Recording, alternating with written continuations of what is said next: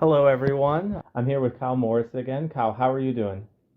I've been well. How about yourself? I'm doing well. Yeah, we're now, I feel like a lot has happened. The last time we talked was, I think, a couple weeks before Trump was inaugurated, and now we're a couple months into this second term. What are your thoughts? Yeah, a lot has happened is definitely an understatement. In terms of my sort of initial thoughts, a lot of it is on par with what I was expecting. Some of it is a little worse. The immigration policies that Trump has been enacting, I had a feeling people would find those popular, but I am really shocked and concerned about sort of the blatant lack of regard for the court's rulings on some of those issues. I'd mentioned previously during our last conversation that Trump is operating now without anything to lose. He's not going to run for office again.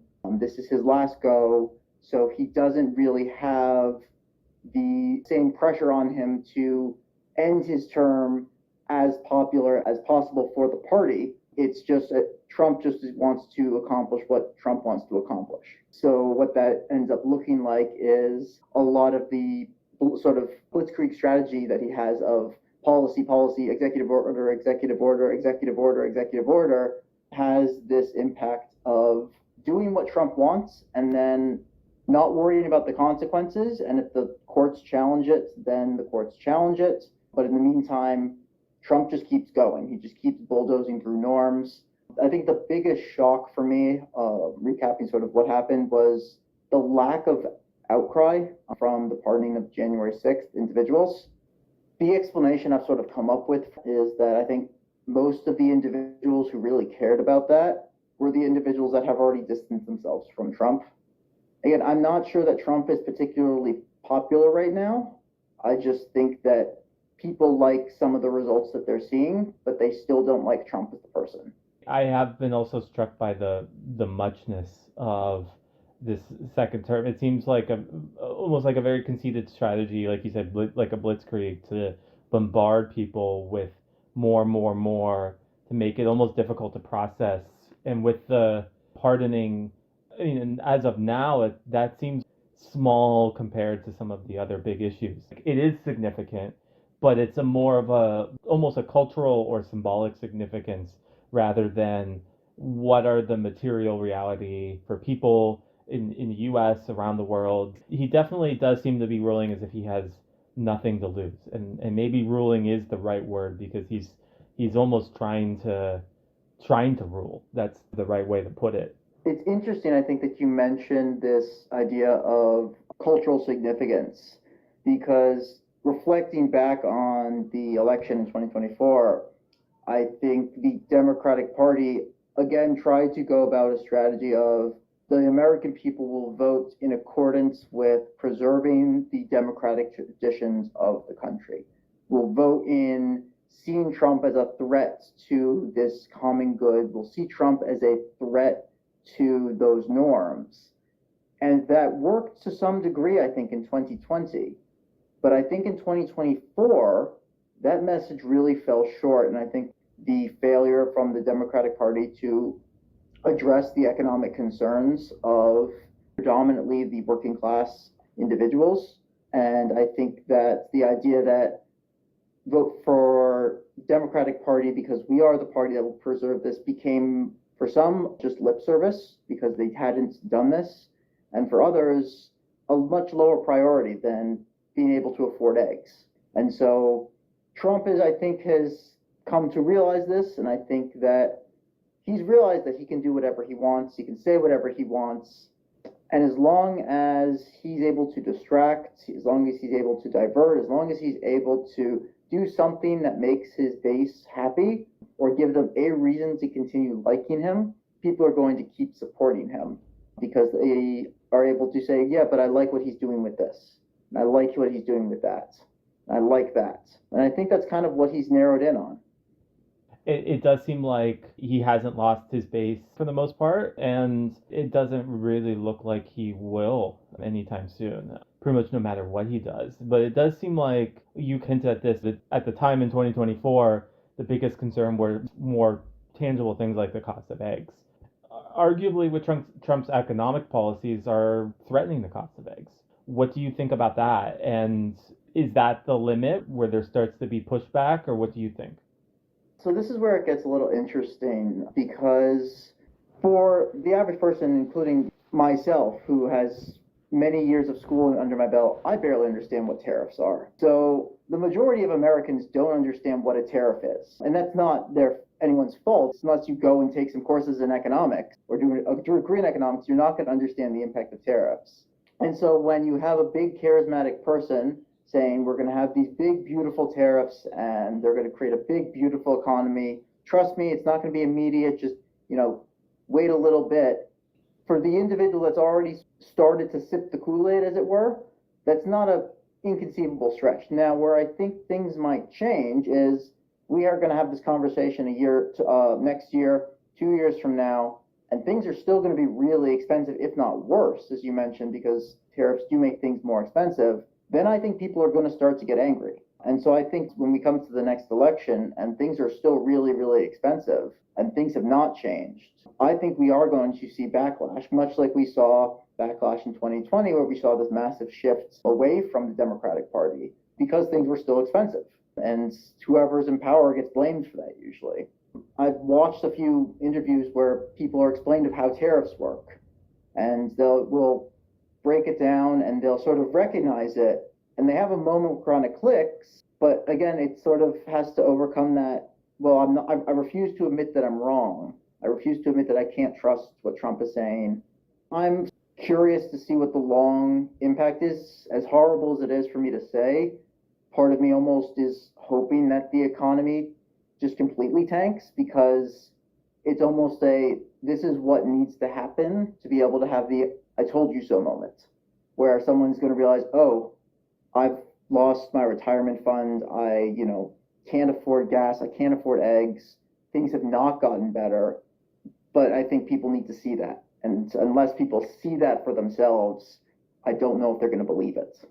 It's on some level, in aggregate, what the American people have asked for, even if it's very destructive. So it's inviting suffering in a very literal sense, but at the same time, it's people kind of getting what they want. So I could understand a bit of both. It's not what everyone wants, so there's going to be a lot of suffering that isn't asked for in that sense. At the same time, I mean, one thing in the back of my mind, a lot of the scholars I'll read that talk about the economy will say basically people vote on how the economy is doing in the months or the month or two prior to the election. So if the economy is tanking now, hypothetically, that doesn't necessarily mean a year and a half from now, when everyone's voting, that they'll vote based off of that. So that also makes me a little curious how it'll all play out. Yeah, there's this interesting phenomenon that we talk about in many areas of social sciences, social psychology, anthropology, sociology, you name it, of this idea of collective amnesia or selective amnesia, selective memory. And the idea that we select consciously or unconsciously, usually unconsciously, specific things that we remember. And by remembering, that means that we have to forget something. And so what ends up happening is we kind of forget that things happen the way they did and create this sort of construct in our mind of what the narrative actually is. And this is when we talk about why there's the stark difference between memory and history. There's no such thing as wrong memory, because anything that you say is your memory because you remember it that way. There is history, which is written a particular way. And we can get into a scholarly debate about that, but that's for a different time, different topic. Yeah, different podcast. Different podcast. But the idea of exactly what you're saying, everything that's happening now won't matter until, as you said, a few months before the election, because people will have forgotten it. Particularly now, I think this has been amplified by the 24-hour news cycle, where I think it used to be a little better, but now with our 24-hour news cycle, we are trained to now only really focus on the thing that has happened within the last 24, maybe 48 hours if we're lucky. And then we just move on. A topic is talked about and it's moved on, and once we've moved on, people don't really care. You'll find occasionally people have little sticking issues that I've formed a grudge because of this, but for the vast majority, wholeheartedly agree that the months before the election is how this dictates. If the economy is doing really well in the months before the election, then people are going to be happy about it, and they're going to forget if the economy was terrible all the way up until that point. That's what's happened with Trump, and I can provide a further example of that. I have a good friend, intelligent friend. She's finished her PhD, lives in Canada here with me, and she fully thought that the overturning of Roe v. Wade occurred as a result of what Biden did, because this phenomenon of things happen, things change, didn't really associate that, oh, it was the Supreme Court judges that Trump appointed that made the ruling during the Biden presidency. But because it happened during Biden's presidency, it's Biden's fault. And Biden was the one who did it.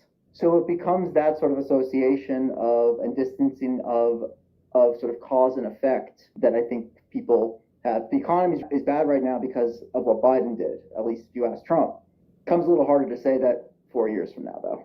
One thing I was very curious about your thoughts on are on the difference in messaging between Biden and Trump on, we'll say, on economic hardships more broadly. Because what you said before was, in the last interview, was that the messaging from the Biden administration, maybe from the Democrats in general, was very significant as well, even being basically told the economy is doing well when they feel like it's not, and that they're experiencing hardship.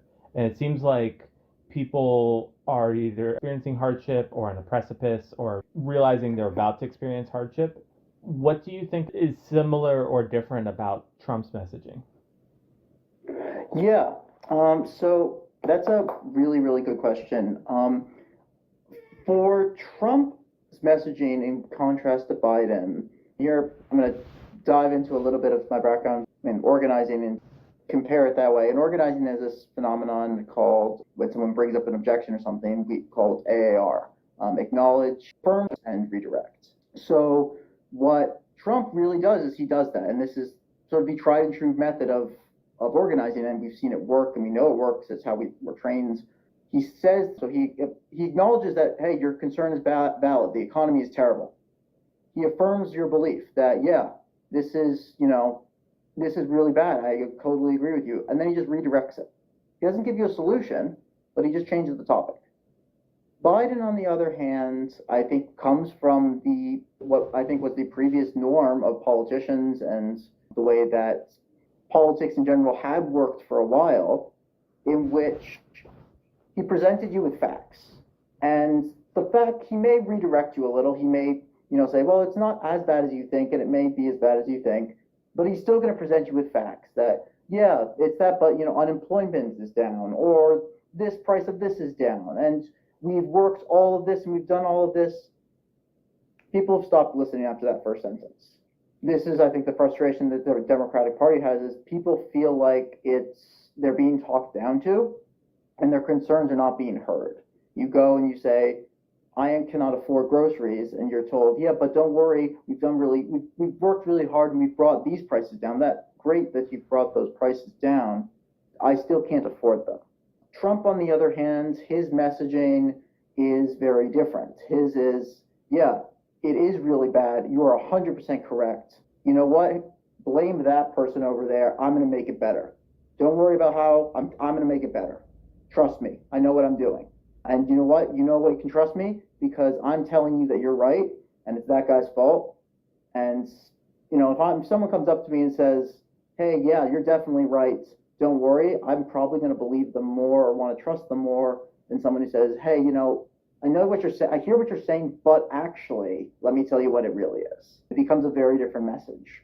Trump really is feeding into that populist rhetoric that makes him the sort of leader that he is that he never gives solutions, but he always, just gives this dismal message that everything is horrible and I'm going to fix it.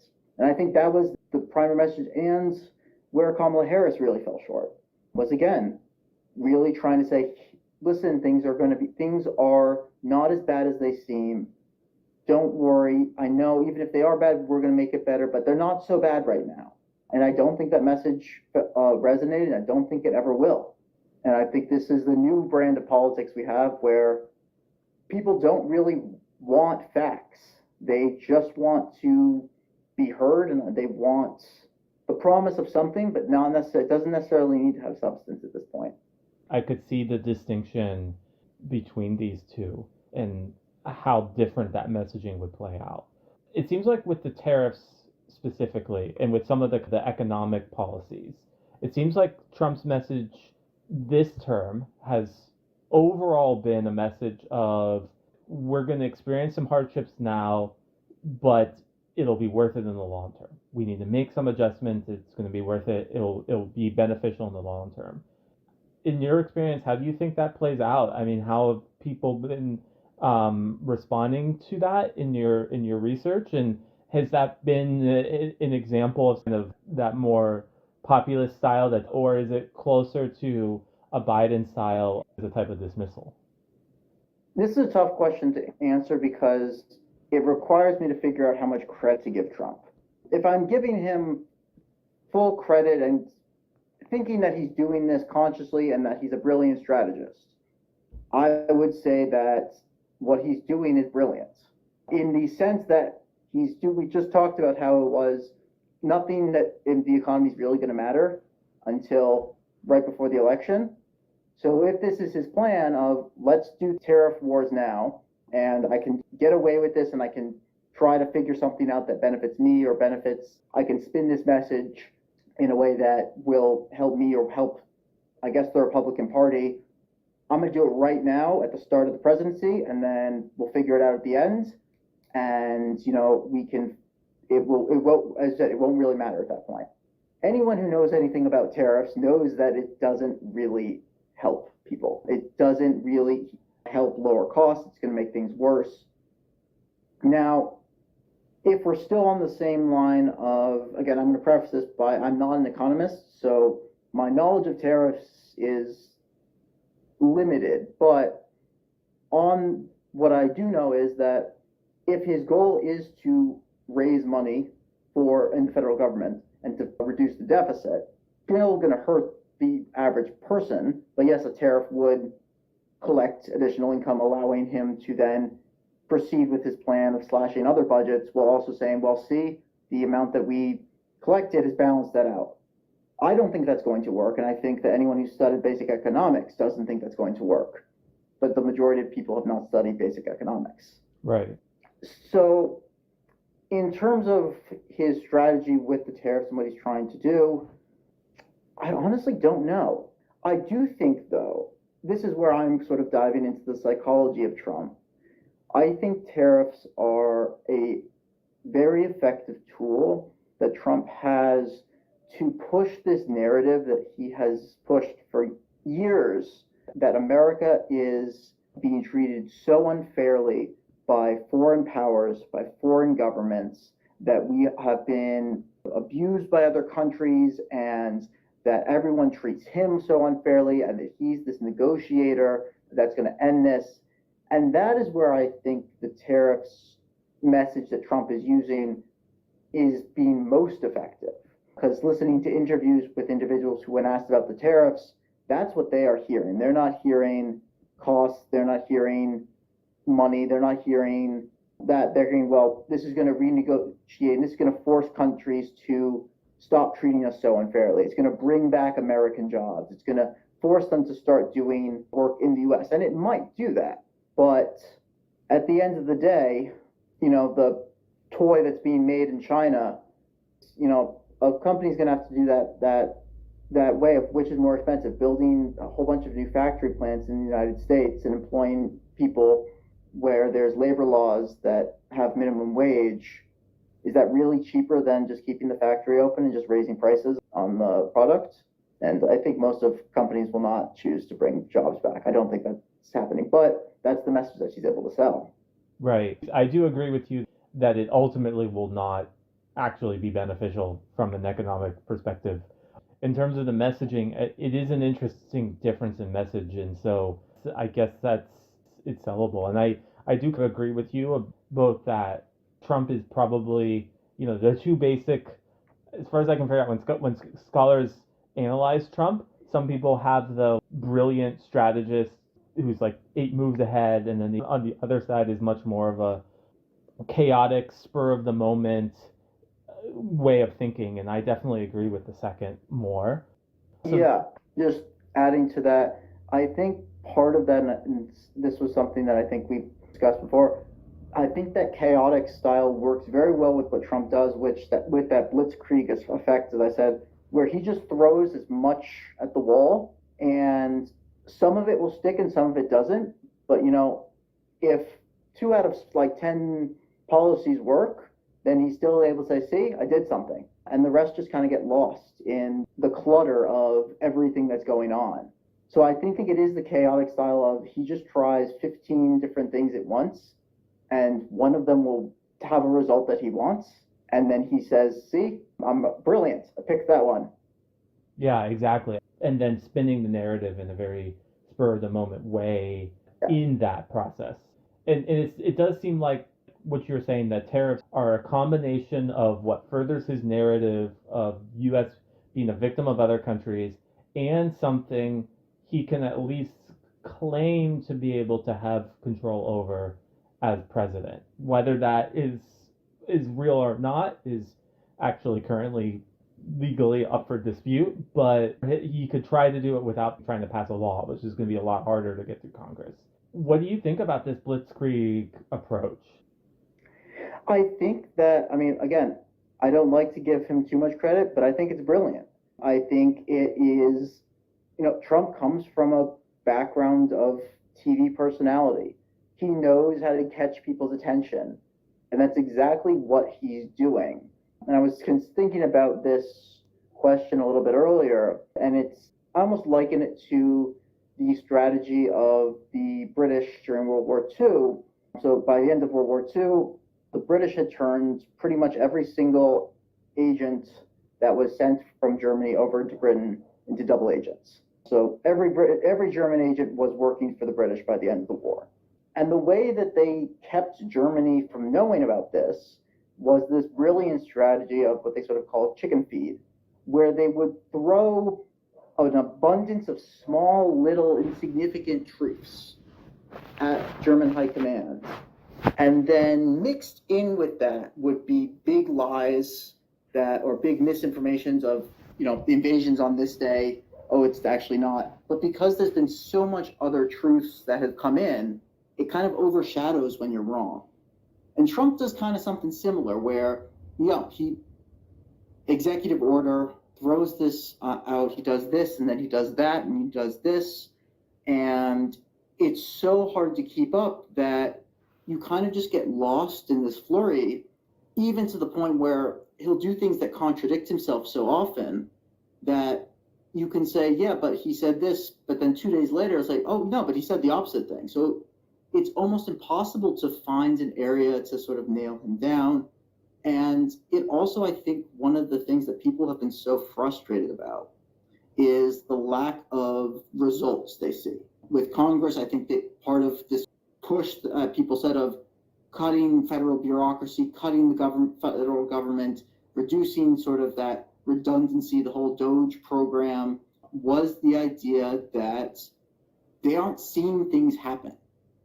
There's a committee that has to be struck to then decide if we're going to create 3 new subcommittees, and things move so slow in government that Trump addresses that as, it doesn't matter if they get overturned in court 3 days later or 3 weeks later or a month later. Trump is showing people results. And that's part of it with those tariffs as well as, here's 15 action items I've taken on to address the economy in the form of tariffs because I'm able to push that through really quickly. And then, again, he does something that some people don't like. The next day, he'll be doing 5 other things. And it becomes impossible to follow. And it becomes impossible to launch a counteroffense or a narrative or counter campaign because there's not really singular issues you can campaign against. It just becomes overwhelming. It's like trying to research something or and just putting 3 words into Google. You'll get, a couple billion results and have to sift through them and try to find something. There's just no way to feasibly do that. It seems like one key aspect of the gridlock is also basically the building of different opinions. So like currently, Republicans have both the White House and Senate in the House.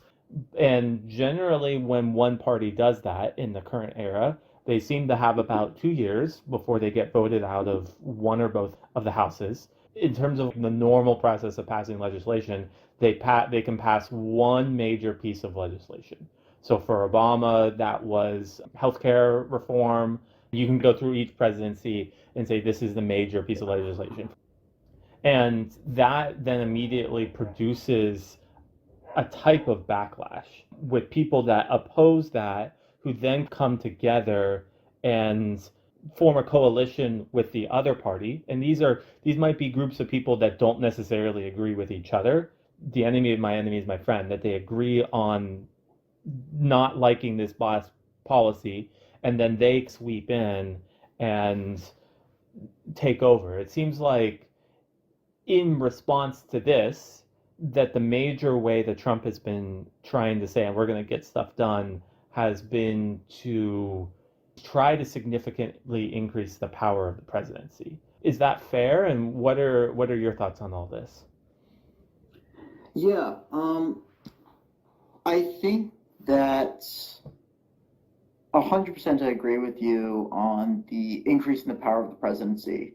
And I think this was something that we knew Trump was going to do before coming to office, and it was no secret.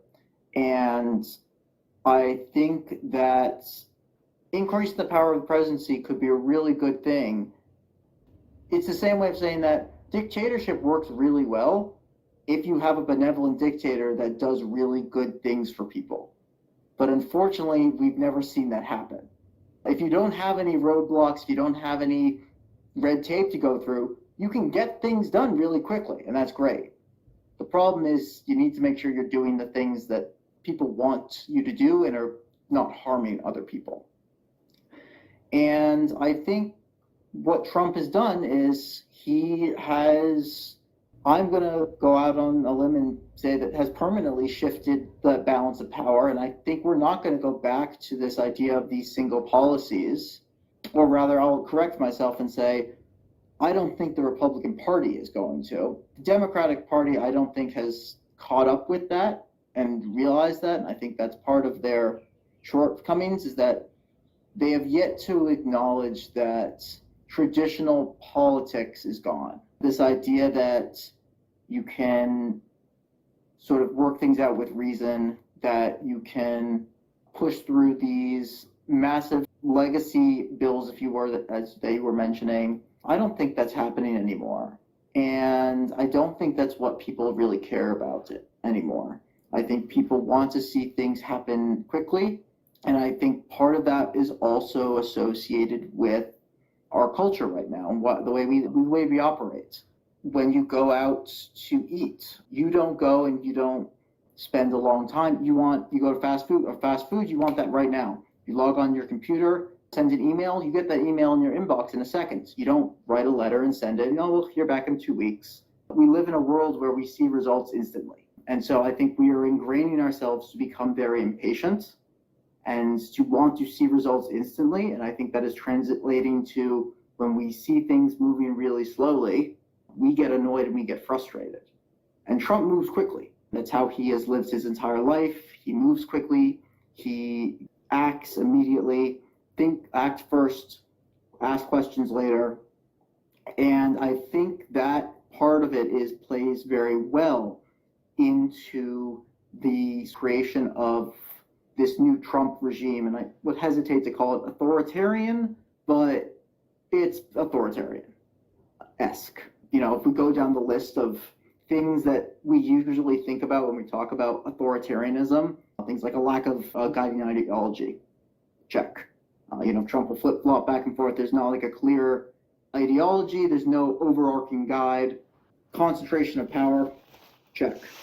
Trump, the Supreme Court ruling has said that Trump's absolved from all actions while he's in office, or the president is absolved. And we're cutting agencies and bulldozing norms, firing heads of agencies so that the president can do more and more and more.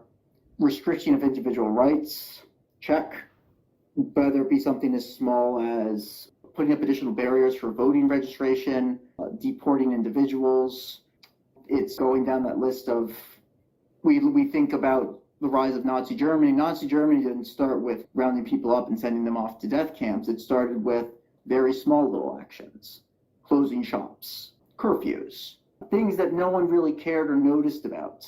And this is the same for every authoritarian regime from the beginning of history. You don't start with the full actions, you start with very small things that people don't love but are not going to take up arms and storm the government over. They're going to be like, oh, well, I don't really love this, but it doesn't affect me directly, so I'm okay. And, the suppression of dissent, the biggest one.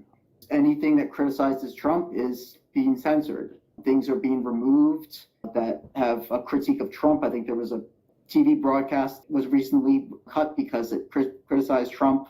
So we're starting to check the boxes of what sort of we characterize as authoritarian. And I'm not quite in full panic mode yet, but I'm starting to get there.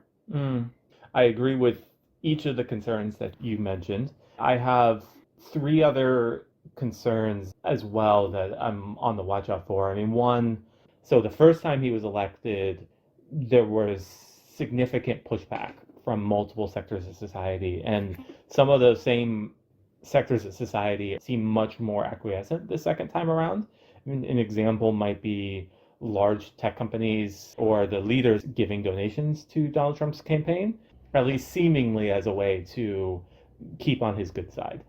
And then we should talk about the courts. That's a whole other one. And the current Republican-led Senate and House. Because like the Republican Party was not quite even not, there was much more dissent within the Republican Party at the beginning of Trump's first term than there is now. I'm going to give an analogy with corporations. There can be a lot of publicly traded companies where the corporation will focus on short-term benefit, trying to keep the stock prices up for that quarter for their corporation. There can be some value into that, but doing that too much, so you tend to do things that help you in the immediate term that aren't necessarily what's beneficial for the corporation in a 2, 5, or 10-year time frame in the long term. And I actually wonder if some of this short term, oh, we're going to make things seem better, we're going to make it look like I'm doing something, if in the long term that will actually prove very harmful to US society in a similar way. I also wonder, you referenced this at the beginning, but if this is the new way that presidencies happen, or if future presidents take aspects of this toolbox for this day and era, for this social media era, or whatever, however you want to call it, what are the implications of that? And what are the implications of that for how the government's run? Future presidents, they might not have the same charisma Donald Trump has, but they might use a similar toolkit with a much more systematic strategy. So like what you said at the wee beginning of our conversation, where Trump isn't known for systematic strategy. What are your thoughts? Yeah, so lots of covered there. I'll sort of break it down a little bit. So the dissent in terms of part of the party, my logic and reasoning of why we're seeing is that Trump won. If Trump had lost in 2024, I think the dissent would have continued and they would have tried to push away from Trumpism even further. But Trump won. And not only that, but the Republicans won the House and the Senate.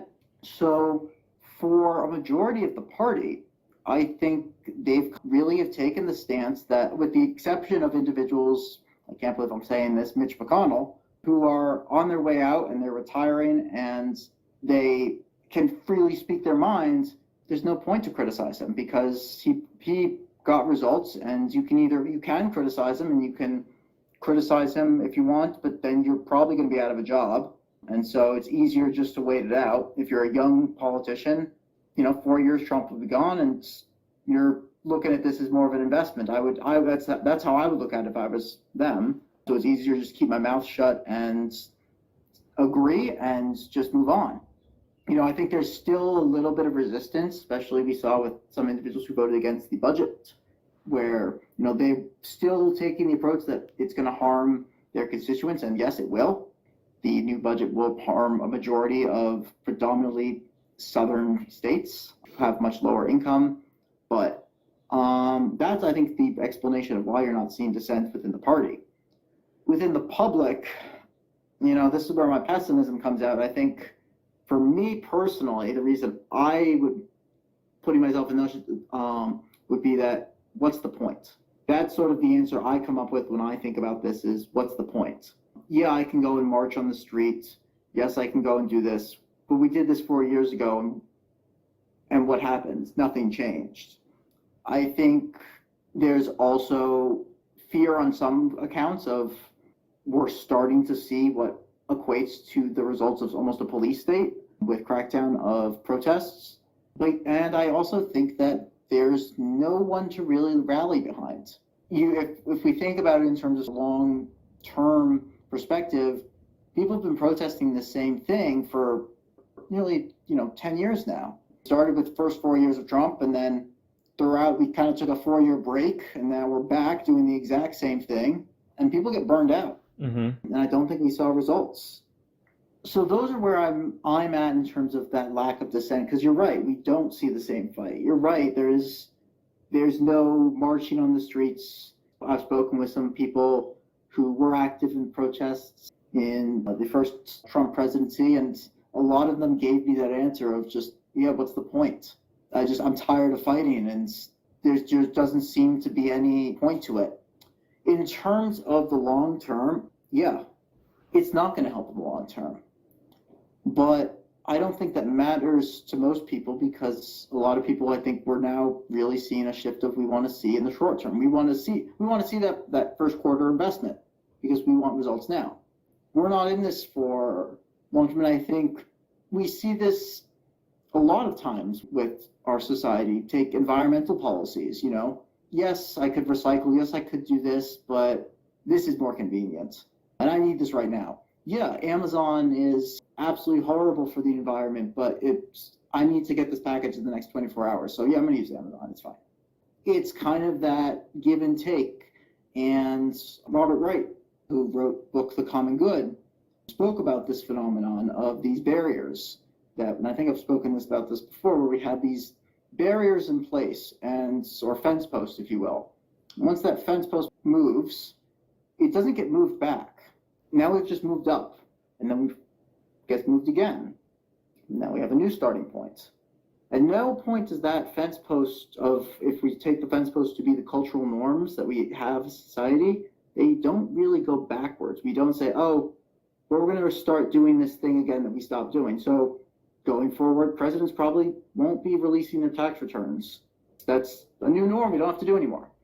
So it's become, I think Trump has really dismantled those safeguards, those fence posts that we had, which kept society in check. And I think long term, I do worry, I've had these conversations with some of my interlocutors when I was interviewing them about almost any major civilization that had a democratic form of government has at some point undergone either a collapse or some kind of major shift that has changed. Democracy has not proven itself to be a long-standing form of government. I don't think that we're at a point where we can safely say that in 10, 20, 30 years, we're going to be in a place that it's secure and optimistic. And so those are, I think, the implications of the future, is that the more that we push down these barriers, the easier it is for worse things to happen. And you mentioned someone else other than Trump. That's the really terrifying thing is, and I had this conversation with one of my interlocutors after the elections, and he told me that the thing that frightens him the most is not Trump. It's the person that comes after Trump. It's the person that is smart, is intelligent, is strategic, someone almost like J.D. Vance, who has that long-term tactical thinking mind, because that's the person that terrifies him. Because once these norms are dismantled, once it becomes okay to detain people on the street to check their citizenship, once it becomes okay to just deport people, to hold people in custody, to arrest people based on protesting, to revoke student visas based on protesting. Then it becomes really easy to start arresting people based on just protesting. Then it becomes really easy to say, your citizenship is a threat to this country. We're going to revoke your citizenship. Then it becomes really easy to do that. And do I think Trump is going to do that? I don't. I don't think he is. We'll see, but I don't think he is. Now, would someone else who has much more ill intent to do that? Yeah. And now Trump has made it easier. Trump has essentially said that here's the keys to the gates. Go ahead and do whatever you want. So that is what scares me as well. Someone who's really smart and has really ill intent comes forward and wins. That's what scares me. I'm a little curious as to what you think the long-term implications would be for the United States. I mean, on the one end, this could be a sign of basic collapse, whether it's the start or the collapse is well underway of the US system. And if so, some systems collapse suddenly, like say sometimes the fall of Rome is depicted that way. I don't think that's actually fully a good historically accurate depiction, but that is often how it's depicted. And then you have places that wither. So the other Roman Empire, so the Eastern Roman Empire might be an example of that. The Byzantines, they peaked for a very long time and they actually continued to exist for several centuries before they officially collapsed. So if we're in the beginning of or somewhere on the way to collapse, how do you think that would play out for the United States? Or do you think democracy is not likely to fall apart in the United States because of the way that it's been the law of the land for 200 years, and so maybe on the other end there could be arguments, oh, there's going to be a pushback in the other direction, there's going to be a counter swing, and things will be able to keep going. What are your thoughts? My optimistic side agrees that we will not see the full collapse of democracy. And that's the one I do more firmly believe, not just trying to be optimistic. Do I think what we think of as democracy might change a little? Yes. Do I think from an economic standpoint, we are going to see or have already seen the collapse of the United States? I'm not an economist. I can't predict if we're going into recession. But in terms of if we're going to talk about when we think of the height of the American dream and the American as a superpower of the world, that's gone. That has been gone for years. If you ask me, I think that probably peaked during the Eisenhower administration. And then I think ever since Reagan and after, we've been going down. And I think one of the reasons we've seen Trump, someone like Trump, is we hit that rock bottom, or we hit that point, maybe not rock bottom, but we hit that breaking point. I think actually a better analogy would almost be a seesaw, where we were up here and then we started to go down, down, down. We leveled off and then we just tipped underneath. So we just have tipped down. And now we've noticed that we're no longer in the air. Now we've noticed that, oh, we're starting to touch the ground a little bit. Or if you want to reverse that, now we notice that our feet have left the ground. We didn't notice that until right now, but now we've noticed that that's different. And that's, I think, what people responded to is we have recognized that, things that you mentioned about these sort of policies and that they were non-long run. I think, we've been looking at that first quarter and trying to maximize that first quarter for a very long time.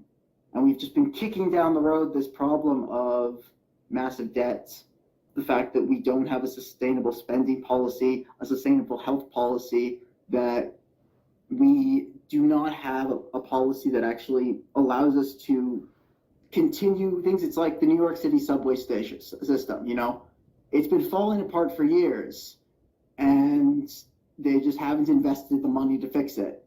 And it's just gotten worse. Someone who grew up in New York City, I can tell you, it's the same thing.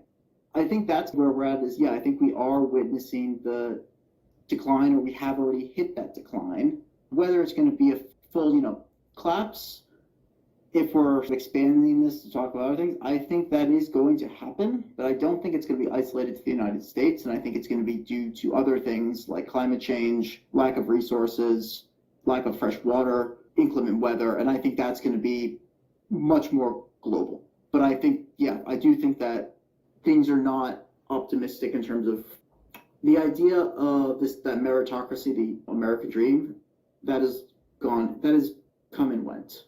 And I think you ask someone who's in college right now, is younger, they will tell you that. You ask someone who's much older, and I don't think they will. And that's where I think that disconnect is. Yeah, there's a strong disconnect. I do think a lot of people see some of the bigger problems that are happening. I would almost equate it to lived experience at this point. The person who bought their house when the market was, you could buy a house for what you could buy a car for now, is not going to think that it's impossible to buy a house. The 20-year-old that is working 4 jobs and tries to find a place to live and tries to find a house or rent or buy groceries is going to see that. And for them, I think they are sort of coming to the realization of this idea of I can go and I can get a job by working hard, and by getting that job I'll be able to have this amazing life. That's where I think the big separation is, not just academic, but also the lived experience. And that is why I also think that when we start to see the shifts in positions on Trump as well. There was an article in the New York Times the other day about a small, rural, very red, all-Trump town. Everyone in the town voted Trump. And then ICE came in and arrested and is now deporting one of the most beloved members of their community, this nice woman that owns a little shop. And everyone struck back and was saying, well, yeah, we wanted him to deport illegal immigrants. We didn't want him to deport illegal immigrants like her. And so it became this, well, now it affects me and now I care. Mm-hmm. Then people started to think about see the consequences of, oh, it's not just criminals, it's a mother and her kid that has just been scooped up. And now people are saying, oh, I don't like this. Yeah, this makes total sense. And what I see as 2 factors for this is, one is the rate of the problems is increasing, or is now significantly increasing. So the rate at which it's increasing is now increasing. So the degree to which it's getting worse is getting worse. I mean, this kind of goes back to that, how you were talking about how there was this shift. You were describing, the fancy word for what you were describing was an inflection point in like math and in calculus speak. I'm not going to define that because that's another podcast. That's not a good podcast. You need like a chalkboard for that one. But yeah, that the rate at which it's getting worse has significantly getting worse now. And that's affecting people in their day-to-day lives. It also, to me, it seems like it's a bit of a push between we'll say the rhetoric and messaging of Trump with the reality of actual policies. Kind of like what you said at the beginning of our conversation, Trump is very good at selling people and getting people hooked into relating to people, and then selling people, and then having a very vague, oh, I'll just make it better. But he was not very effective in actually getting stuff done. So the more Trump gets stuff done, the actual things he proposes would almost certainly make everything worse. So now that I'm going to get more stuff done, that's actually harming people. But before, those 2 things didn't actually have to brush up. People's vision of this is what I think versus what it would actually look like to do the things he's saying doesn't have to hit the hay if he's not effective at it. And I think part of this, Trump learned from his first presidency. He saw, exactly that, his first presidency. Now, he did have a significant amount of executive orders, but it wasn't as much as this. It wasn't as quick as this, and he is doing more. And again, I will harken back to this every time. I think part of that is Trump doesn't have anything to lose. I think before it was, I'm kind of surprised I won. All right, now I have to actually figure out what I'm doing, and kind of just, now Trump is in office, he's already done it. And if I'm going to read into the psychology of Trump doesn't care if the Republican Party wins in the next election, with the caveat that if they win, then it makes him look better. Or If they lose, well, that was just a weak candidate and the Republican Party didn't listen to me. So Trump has an out either way. So I think what Trump is doing is harming people, and it's going to be, I think it's going to be a lot worse by the time he leaves office. And in an ironic sense, the people who are going to be hurt the most are the people who voted for Trump. Yeah. The majority of people who voted for Trump are going to be the ones that are going to be hit the most by these budget cuts, by cuts in programs, services, education, in Medicare. Like, that's who is going to get hurt. The college-educated individual that has a good job or a job, they may get hurt, but they're not going to be hurt in the same way. Everyone's going to be impacted by this, but I do think that the predominantly rural areas, which predominantly vote for Republican and vote Trump, will be hurt. It's not going to be good. Yeah, Trump at the end of the day, to call a spade, he's a bit of a scam artist. He looks out for himself, and Yes. I agree with you. He doesn't fundamentally care about Republicans. Trump is one of the best scam artists that I have seen. He correctly spoke to people that are having problems, particularly Yes. in rural communities and in multiple other parts of the United States. Snake oil salesmen sell to people who are sick. And unfortunately, that means he's probably going to leave them off worse. It's one of the, I think, the sad aspects of this. One thing we're talking about short-term gain. I think one institution in the United States that's supposed to be really cued towards the long term is the courts. You mentioned this briefly at the beginning of the conversation, but what do you think about some of the court responses to Donald Trump?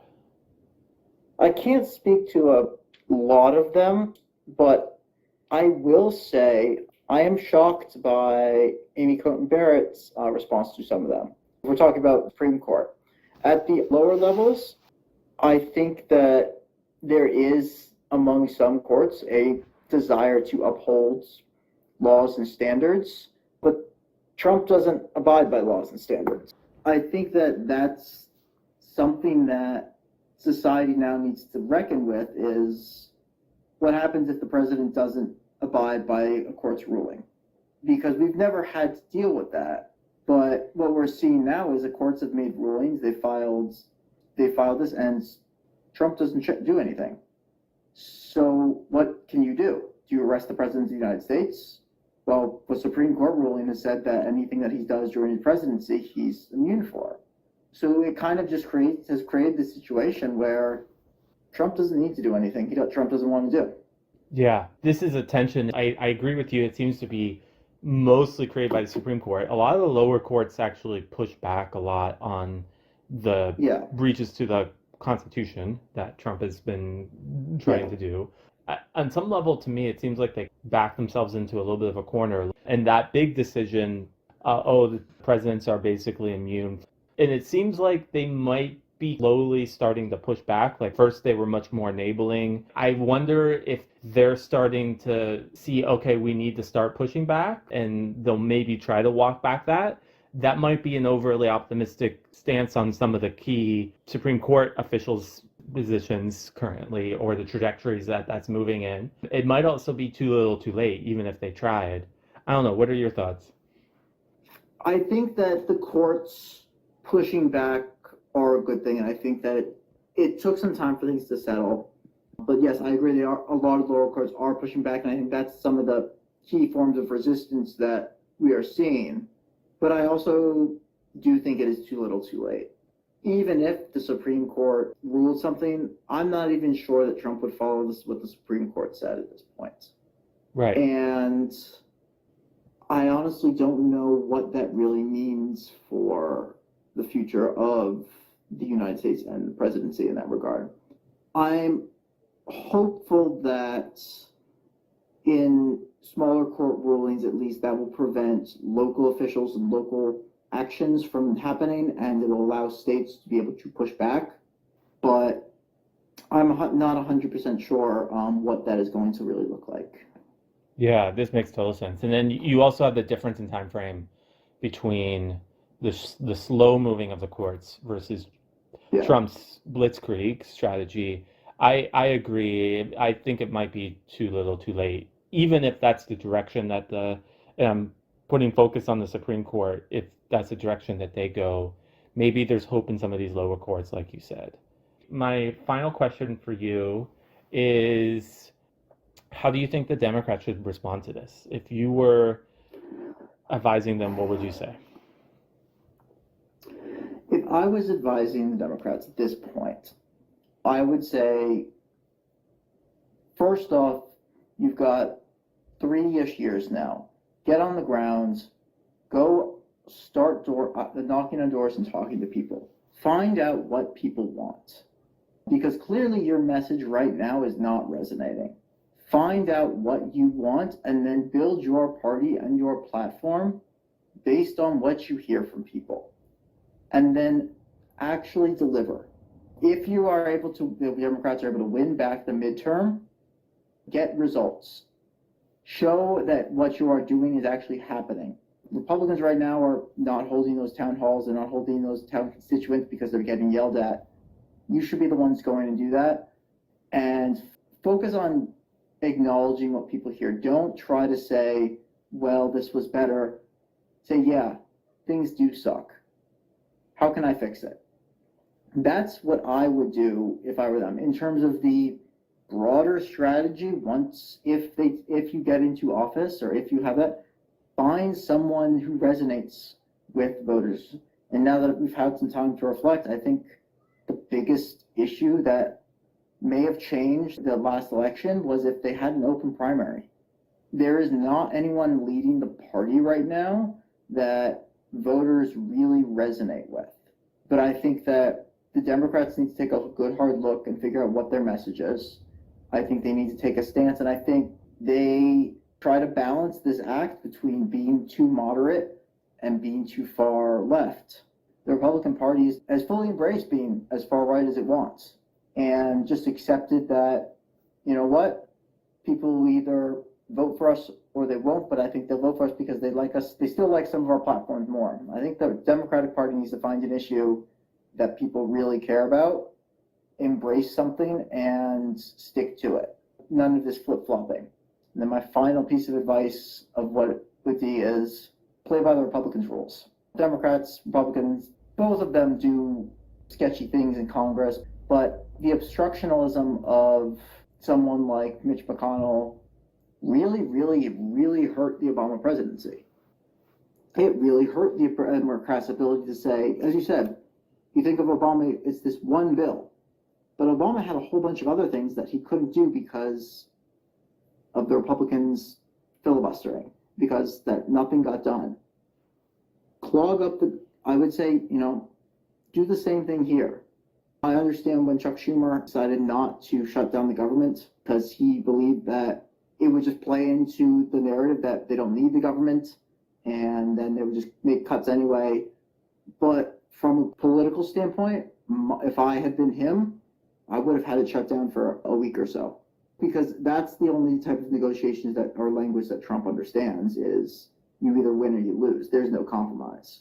And, I know Schumer was in a very difficult, almost impossible situation there, but that's what I would say is, first off, figure out from people what they want, find a way to give it to them, and play by the same playbook that the Republican Party is, because you're trying to play nice and the other team is not playing nice. It's unfortunate that that's where we've come to, but I think that's the results. Yeah, this makes total sense. One frustration I have on the Democratic side is there's a lot of frustration with Donald Trump. There's numbers of people that are frustrated with some of the key policies coming out. I'm thinking particularly economy, immigration, some of the others, but those two in particular. But I don't necessarily see the Democratic Party doing a good job of collecting that frustration and galvanizing it to let's do something about this. So it ends up being frustration towards Trump, not necessarily let's rally to do something different. And like what you said, that would involve getting with the people that are frustrated, understanding why they're frustrated, what their goals are, and how this is seeming to hurt their prospects, their lives, what they want to do, and then rallying behind that. And they're not really starting with what do these various people want. They're often starting from the opposite perspective, more of a big picture ideology, and then trying to get people on board to that. Yeah. Yeah, there seems to be a new rules to the game. This is something you said before, and they Yeah. haven't really got onto those rules yet. Any parting thoughts? I mean, I think this conversation was a bit more pessimistic than some of our others. Yeah. I wish I had any better parting thoughts to end us on a higher note. I suspect we'll probably be talking again in the future, and hopefully I definitely will be keen to see what the midterm elections look like. I'm optimistic that we'll see a swing during the midterms, but I honestly don't know. I think do see a swing. I think things are going to still be really bad unless things radically improve. Hopefully next time we talk, it's a little more positive. Yeah, I'm also optimistic for a swing in the midterms, and sometimes big problems require big solutions. So sometimes you can't end on, and then if we do this, then everything will be okay. Because you need to sit in the problem for a longer period of time. And I think some of the problems we talked about they've been accelerated with Donald Trump, but they're decades in the running. So they need a bit more time to sit in and to find a solution, rather than just jumping the gun and saying, oh, this will work. That's how you get to a fake solution. Thanks for taking the time now, and I wish you the best until next time we talk. It's all right. Sounds good.